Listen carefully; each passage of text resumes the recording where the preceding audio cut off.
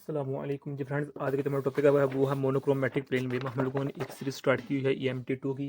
तो इस सीरीज में हम इन टॉपिक्स पर पिछली वीडियोस में बात कर चुके हैं, ये देखते जाएं। तो आज की जो हमारे पास वीडियो नंबर 11 है, इसका बी पार्ट है मोनोक्रोमेटिक प्लेन वेव। तो आने वाली वीडियोज़ में इंशाल्लाह हम इन टॉपिक्स पर भी बात करने की कोशिश करेंगे।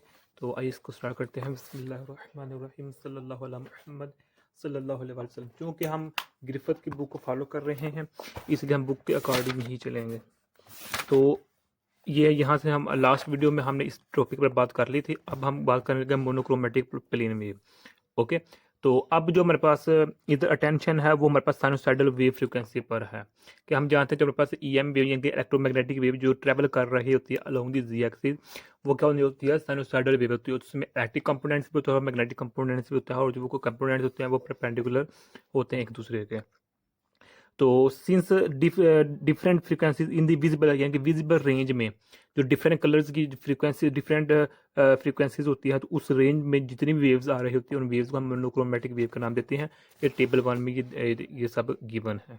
ओके, ये हमारे पास विजिबल रीजन है। अच्छा जी, अब हम सपोज करते हैं, लेट करते हैं moreover that waves are travelling in z axis, यानी कि ये देखिए हमारे पास एक्स एक्सिस है, वाई एक्सिस, जी एक्सिस है। हम सपोज करते हैं कि जो हमारे पास इलेक्ट्रोमैग्नेटिक वेव EM वेव है वो ट्रैवल कर रही है जी एक्सिस के long and have no x and y dependence, यानी कि जो EM वेव है ट्रैवल कर रही है अलोंग दी जी एक्सिस, उसका कोई भी पार्ट एक्स एक्सिस और वाई एक्सिस के अलोंग नहीं है, बल्कि वो जी एक्सिस के अलोंग ही मूव कर रही है। These are called plane waves. और इनको हम ऐसी प्लेन वेव जिसमें EM वेव सिर्फ जी एक्सिस के अलोंग मूव कर रही है, उसका कोई भी कंट्रीब्यूशन ना एक्स में हो और ना ही वाई में हो, ना ही तो ऐसी प्लेन को हम प्लेन वेव्स का नाम देते हैं।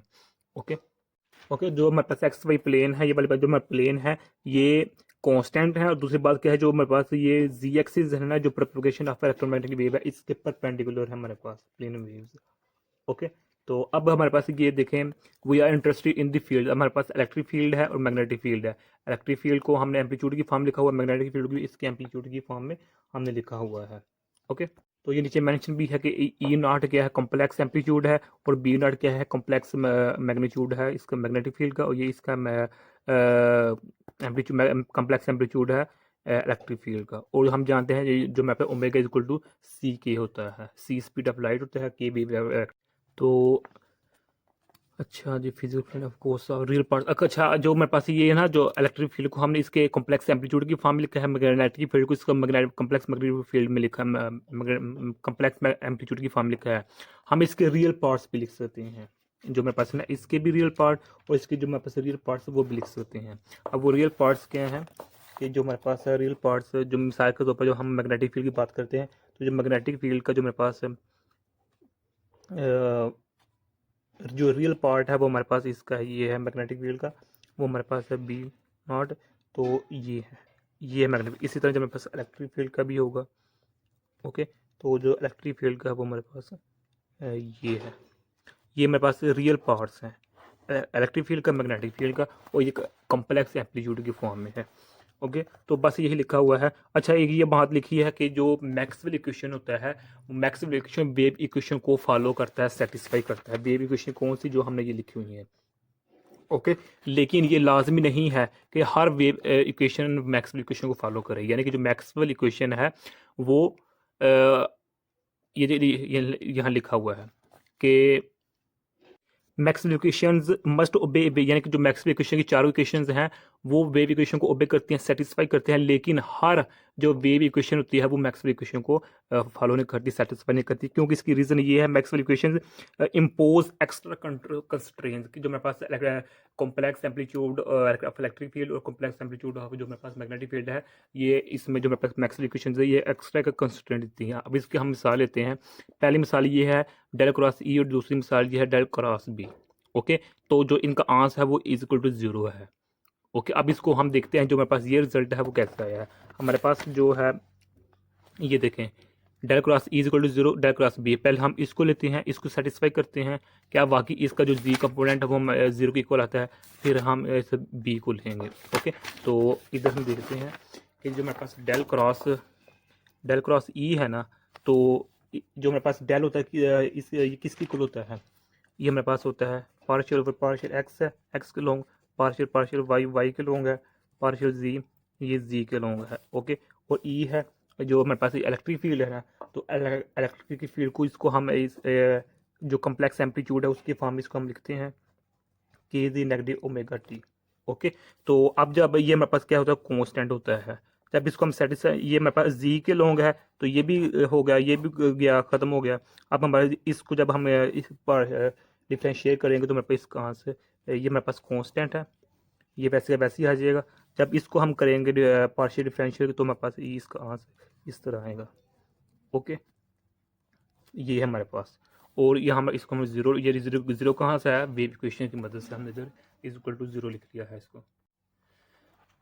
यानी कि जो हमारे पास है ना, ये देखें del cross is equal to zero है, तो ये वाला जीरो हमने लिख लिया है।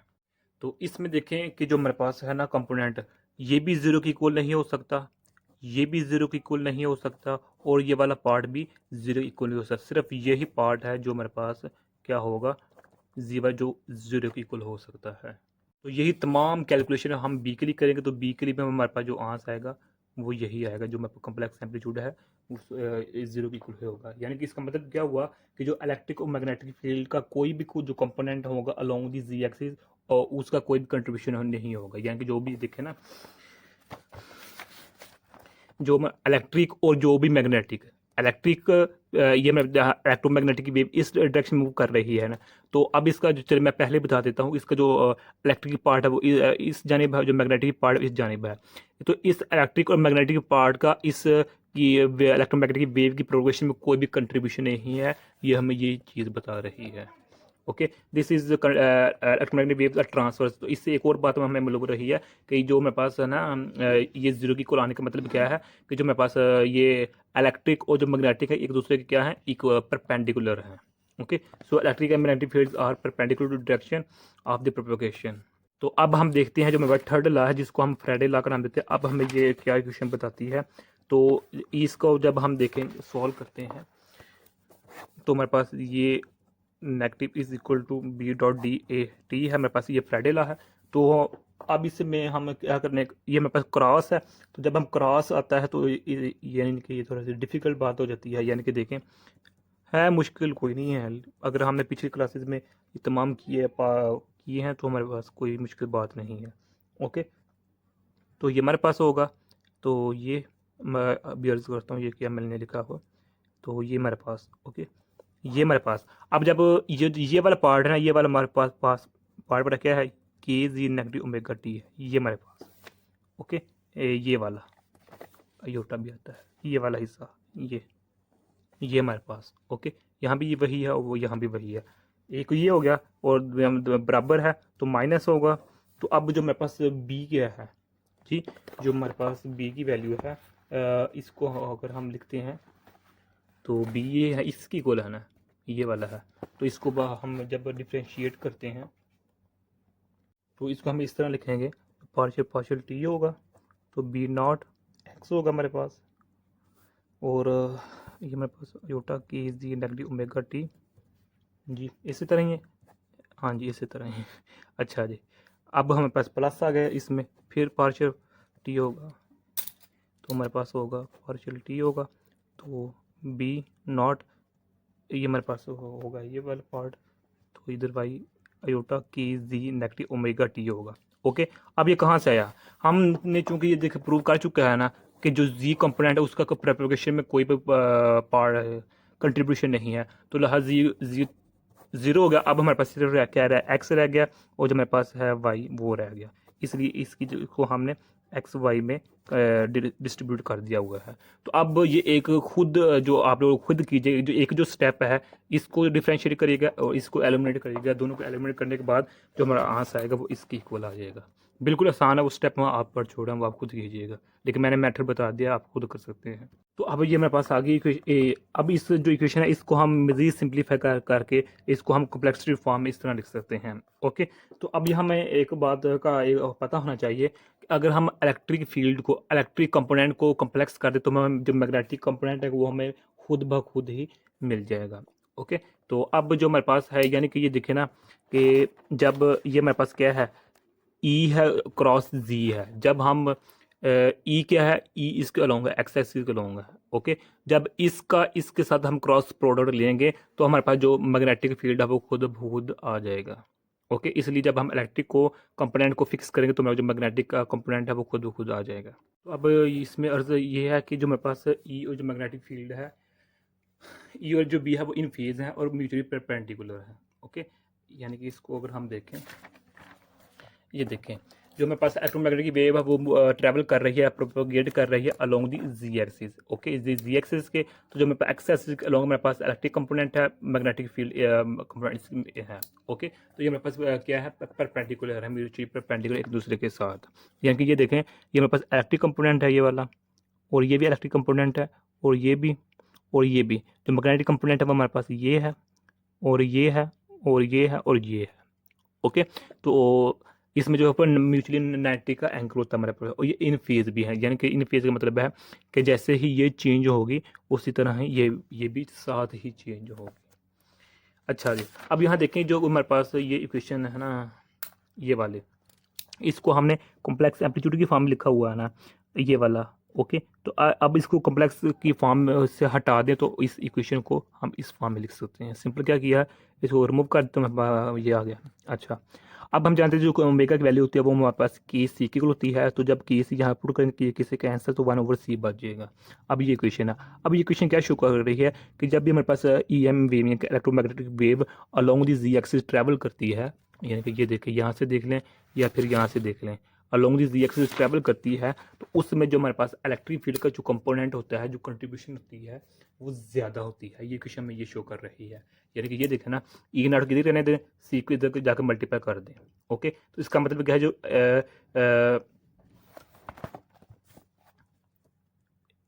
ये इस तरह हमारे पास इक्वेशन बन रही है। इसका मतलब क्या है कि जो इसकी कंट्रीब्यूशन है ना मैग्नेटिक फील्ड की बनस्बत, वो सी की मिकदार से तादाद से यानी कि टाइम ज़्यादा है।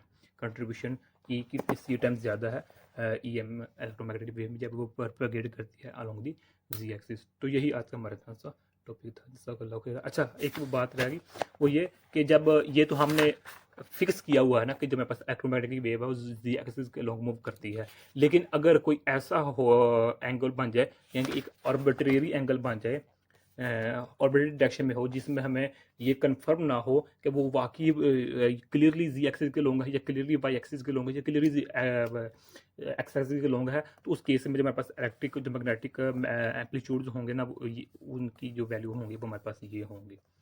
ओके, कि ये क्या होता है, हमारे पास प्रोपगेशन वेक्टर होता है, और एन क्या होता है हमारे पास, ये पोलराइजेशन वेक्टर होता है हमारे पास। ओके, तो ये इलेक्ट्रिक का कंपोनेंट है, यानी कि इसको लिखा हुआ है, और ये मैग्नेटिक फील्ड का है। तो अब यहाँ एन डॉट के है इक्वल टू 0, इसका मतलब क्या है कि जो हमारे पास है ना यूनिट वेक्टर इसका प्रोपगेशन वेक्टर का, और जो हमारे पास ये वेव वेक्टर का, वो उनका जो डॉट प्रोडक्ट होता है वो इक्वल टू 0 होता है। तो यही आज का हमारा क्लास था। अस्सलाम वालेकुम व रहमतुल्लाहि व बरकातहू।